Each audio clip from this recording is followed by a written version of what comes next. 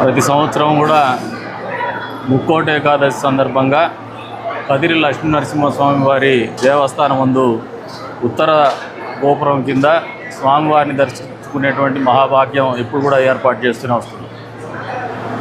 చాలామంది ప్రజలకు భక్తులకి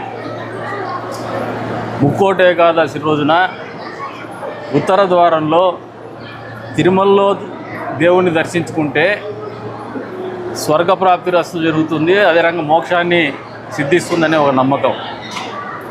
ఏ వైష్ణవాలయంలో అయినా కూడా ఉత్తర ద్వారంలో మీరు దర్శించుకుంటే ఆ భాగ్యం అంతే స్థాయిలో దక్కుతుంది. ప్రత్యేకించి సుప్రసిద్ధ లక్ష్మీ నరసింహస్వామి క్షేత్రమైనటువంటి మన కదిరి నరసింహస్వామి క్షేత్రం కూడా అత్యంత ప్రహ్లాద సమేత లక్ష్మీ నరసింహస్వామి క్షేత్రం కూడా అత్యంత పవిత్రమైనది, ప్రసిద్ధి చెందినటువంటిది, ప్రాశస్తం గెలిపినటువంటిది. ఈ రోజున Telugu Desam party, Janasena, BJP party కూటమి అధికారంలో ఉంది. సనాతన ధర్మాన్ని కాపాడాలనే ఒక ముఖ్యమైనటువంటి ఆలోచనతో ముందుకు పోతూ ఉంది. గత పాలకుల మాదిరిగా కల్తీ నీళ్ళు అమ్మం మేము. గత పాలకుల మాదిరిగా దేవస్థానాల్లో రాజకీయాలు చేయం. ఈ రోజున కదిరి నియోజకవర్గంలో పదే పదే మీ అందరినీ కోరిన ఒక్కసారైనా నన్ను ప్రభుత్వంలో ఎమ్మెల్యేగా పనిచేయాలనే ఆలోచన ఉందని చెప్పేసి అందుకు మీరు సహకరించినటువంటి తీరుకు ఎప్పుడు కూడా కృతజ్ఞతగానే ఉంటారు.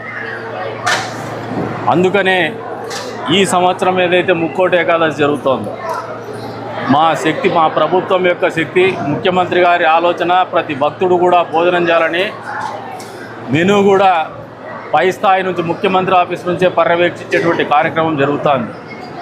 అంత స్థాయిలో ఆయన దేవస్థానాల పట్ల, సనాతన ధర్మం పట్ల, హిందూ దేవాలయాల పట్ల ఆయన ప్రత్యేకమైన శ్రద్ధ కనపరుస్తున్నటువంటి పరిస్థితుల్లో ఈ ప్రాంతంకి చెందినటువంటి వ్యక్తిగా, ఈ నియోజకవర్గ ఎమ్మెల్యేగా ఎప్పుడు కూడా నరసింహస్వామి దేవాలయానికి మా వంతు బాధ్యతగా కష్టపడుతూనే వస్తున్నాం.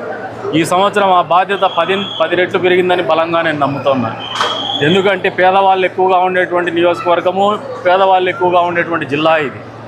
ఈ జిల్లాలో ప్రజలందరికీ చెప్తున్నారు, మీరు వ్యయ ప్రయాసాల కోర్చి తిరుమలకు పోవాలనే ఆలోచన ఉంటే, చేయలేని పరిస్థితులున్నా, చేయగలిగినటువంటి పరిస్థితులున్నా మీరు అక్కడ దర్శనం చేసుకుంటే ఎంత మీకు మోక్షం దక్కుతుందనే ఒక నమ్మకం ఉందో అంతే స్థాయిలో ఇక్కడ కూడా మీకు మోక్షం దక్కేటువంటి భగవంతుడే మీ ముందున్నాడు. పేదల దేవుడైన, పేదవాళ్ళకు అందుబాటులో ఉన్నటువంటి దేవుడు. కాకపోతే ఏర్పాట్లలో ఘనంగా తిరుమలలో ఉంటాయి, కంటికింపుగా ఉంటాయి కాబట్టి, ఆకర్షణగా ఉంటాయి కాబట్టి ఎక్కువ మంది అక్కడే ఇష్టపడతారు.